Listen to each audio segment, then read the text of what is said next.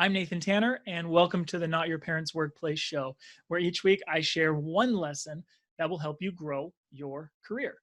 Today, we're going to talk about how to make the most of challenging situations. And I will share three practices, three specific things that you can do on a daily basis to truly thrive during COVID-19.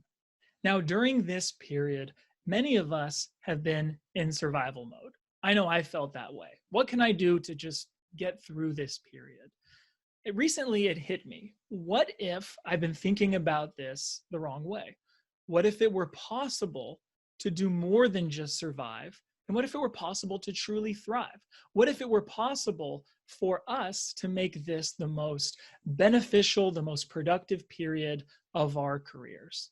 Now, I don't want to sound trite, as many of us are facing real challenges, but we are in control. And I wonder, is it possible to truly make this a wildly productive period filled with career growth and career development? I believe that's possible. Here are three daily practices to help get there. Practice number one, start journaling. Journaling sounds ancient and boring. It's not. Yes, journaling keeps a record for the future, but it's so much more. There is a therapeutic effect of putting pen to paper, of taking what's in your head and transferring it down to a notebook. Writing out what's going well, maybe what's not going well, wins that you may have had, really beneficial of journaling those. And I have found that writing puts an end to the endless loop that I'm having of problems or frustrations. And as you write your thoughts and feelings, they're captured. And once they're captured, you can move on. You can think about other things and move forward. Daily practice number two, express gratitude.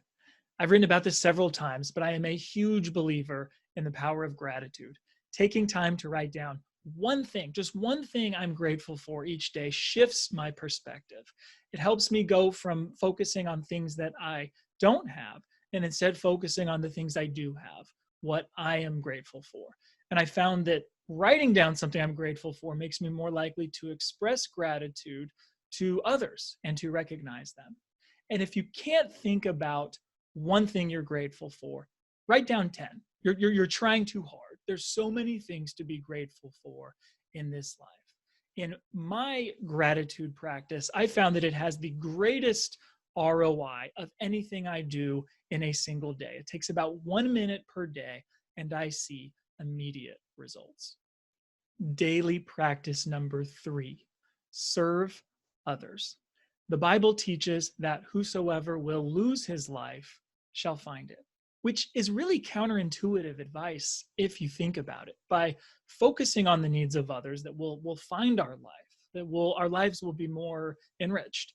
I learned this lesson firsthand in 2009. After several months of being unemployed, after getting laid off, I was looking for work and really wasn't having a lot of success in doing that. And it was a really tough time for me. And in that period, someone invited me to serve. And there was a large meeting that was taking place at our church, and our parking lot was relatively small. And so we needed people who could help park cars. There were parking lots nearby that we were going to use. And I did not want to show up. I'd made a commitment, but that morning I was just in an awful mood and I didn't want to go, but I showed up anyway. And just as we were about to start parking cars, it started raining. It started pouring raining. And I remember thinking, oh my goodness, like this can't get any worse. But as I started serving, as I started helping people and focusing on their needs, even though it was pouring down rain on me, there was not a place that I would rather be. There was this cleansing effect on my soul in a way that came from serving others. Service does not have to be big. By taking time to serve somebody today and by focusing on their needs, we'll make their day, which will in turn make our day. Okay, we've covered the three practices. My challenge to you is to put these to the test. For 1 week, implement these daily practices. Number 1, start journaling. Number 2, express gratitude. And number 3, serve others. I guarantee you that if you do these 3 things, you'll be happier. You'll have a more positive mindset. You'll feel a greater sense of control. And when you operate from that positive mindset with a greater sense of control, then you'll see that the possibilities are limitless and you'll have the power to act. Thank you for joining. Click here to watch my most recent video and click here to subscribe. Stay tuned for next week's episode of the Not Your Parents Workplace show, where we will talk about the power of mentorship.